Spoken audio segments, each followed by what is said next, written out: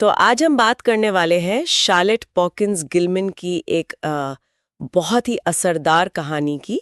1892 की है ये, द येलो वॉलपेपर। जी।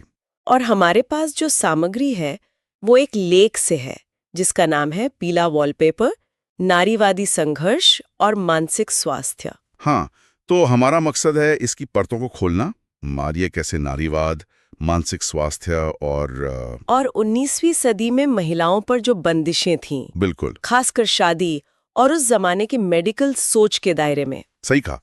ये सिर्फ एक कहानी नहीं है, ये उस वक्त की महिलाओं की घुटन, उनकी अनदेखी, उनके मानसिक उत्पीड़न का एक जबरदस्त चित्रण है। हाँ, तो चलिए इसमें थोड़ा और गहरा उतरते हैं। कहानी संक्षेप में एक महिला की डायरी की तरह है। जी। उसके डॉक्टर पति ने उसे नर्वस प्रॉब्लम के लिए, जो शायद पोस्टपार्टम डिप्रेशन रहा होगा, एक पुराने घर के ऊपरी कमरे में रखा है। हाँ, जो पहले नर्सरी थी, बच्चों का कमरा। और उसे कोई भी दिमागी काम करने से मना किया है।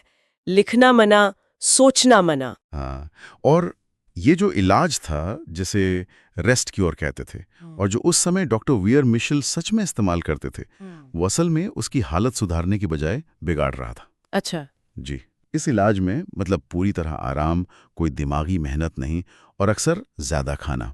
कहानी इस तरीके पर और उस वक्त की समझ पर, खासकर महिलाओं के मानसिक स्वास्थ्य को लेकर जो नाकामी थी, उस पर जोरदार सवाल उठाती है। और यहीं से वो घुटन महसूस होने लगती है ना? पति का पूरा कंट्रोल। हाँ, पत्नी को जैसे बच्ची समझ रहा हो, उसकी अपनी पहचान, उसकी मर्जी सब छीन ली गई। बिल्कुल, पितृसत्ता, लैंगिक भूमिकाएं, ये सब साफ दिखता है। एकदम।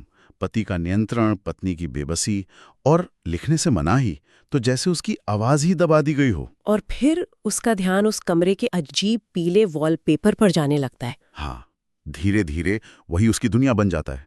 उसे उसमें एक औरत दिखने लगती है, फंसी हुई, जो बाहर निकलना चाह रही है। और वो औरत कौन है? वो औरत एक तरह से वो खुद ही है, उसकी अपनी दबी हुई पहचान, उसकी आजादी की तड़प का प्रतीक। ये वॉलपेपर वाला प्रतीकवाद बहुत गहरा है। ये सिर्फ एक डिजाइन नहीं है। बिल्कुल नहीं।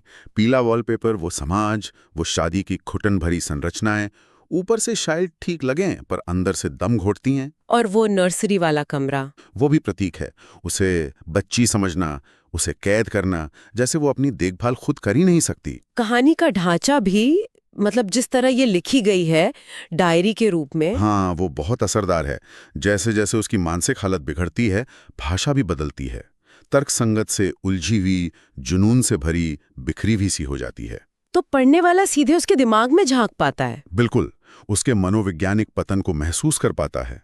ये फर्स्ट पर्सन नैरेटिव का कमाल है। किरदारों की बात करें तो मुख्य किरदार का तो नाम नहीं है, पर वो समझदार है, क्रिएटिव है, लेकिन दबी हुई। हाँ, और उसका पति जॉन, एक डॉक्टर, तर्कसंगत लेकिन पूरी तरह पितृसत्तात्मक सोच वाला। उसे लगता है कि वो उसके भले के लिए कर रहा है।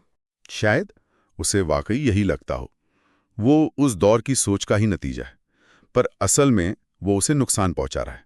कहानी में एक जगह वो कहती है, जॉन मुझ पर हंसता है, बेशक, लेकिन शादी में इसकी उम्मीद की जाती है। हाँ, ये लाइन ये दिखाती है कि कैसे इस तरह के बर्ताव को उस जमाने में सामान्य मान लिया गया था।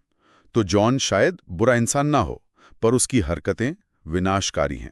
और जॉन की बहन जेनी भी है। जी, जेनी, वो पारंपरिक घरेलू महिला का प्रतीक है, जो सिस्टम में ढल चुकी है। और एक जगह वो कहती है कि उसे लगता है कि काम करने से, उत्तेजना से उसे फायदा होगा। बिल्कुल। वो कहती है, व्यक्तिगत रूप से मेरा मानना है कि अनुकूल काम, उत्तेजना और बदलाव के साथ मुझे अच्छा करेगा। ये सीधे उसके पति के रेस्ट क्योर का खंडन है। उसकी अपनी समझ है जिसे कोई सुन नहीं रहा। और फिर वो वॉलपेपर के बारे में कहती है, उस कागज में ऐसी चीजें हैं जो मेरे सिवा कोई नहीं जानता। हाँ, ये दिखाता है कि वो बाहरी दुनिया से कितनी कट चुकी है और वॉलपेपर से कितना ज्यादा जुड़ गई है। वो उसकी अपनी एक अलग सच्चाई बन गई है। कहानी का अंत तो बहुत बेचैन करने वाला है। हाँ, बिल्कुल। जब वो आखिरकार वॉलपेपर फाड़ देती है और चिल्लाती है, मैं आखिरकार बाहर निकल आई हूँ, तुम्हारी और जेन की परवाह किए बिना, और मैंने ज्यादातर कागज फाड़ दिया है, इसलिए तुम मुझे वापस नहीं रख सकती। ये पागलपन का चरम है। हाँ, एक तरह से। लेकिन इसमें एक अजीब सी, दुखद सी प्रतीकात्मक जीत भी है। वो उन सामाजिक दीवारों से, उस वॉलपेपर से आजाद हो गई है। भले ही कीमत उसका मानसिक संतुलन हो। तो ये कहानी सिर्फ 19वीं सदी की नहीं है। बिल्कुल नहीं। द येलो वॉलपेपर आज भी फेमिनिस्ट लिटरेचर, साइकोलॉजिकल फिक्शन में एक मील का पत्थर है। इसकी गूंज आज भी मानसिक स्वास्थ्य, जेंडर डायनेमिक्स, कलात्मक आज़ादी पर होने वाली बहसों में सुनाई देती है। ये सवाल उठाती है कि कैसे सामाजिक और मेडिकल सिस्टम किसी की आवाज को दबा सकते हैं, उसे नुकसान पहुंचा सकते हैं। सही कहा। ये हमें सोचने पर मजबूर करती है कि जब किसी के अंदर की आवाज को लगातार अनसुना किया जाता है, दबाया जाता है, तो नतीजे कितने भयानक हो सकते हैं। हाँ, तो चलिए सुनने वालों के लिए एक सवाल छोड़ते हैं। आज के समाज में हमारे आसपास वो कौन से अनदेखे पीले वॉलपेपर हो सकते हैं जो लोगों को उनकी पूरी क्षमता को पाने से रोक रहे हैं?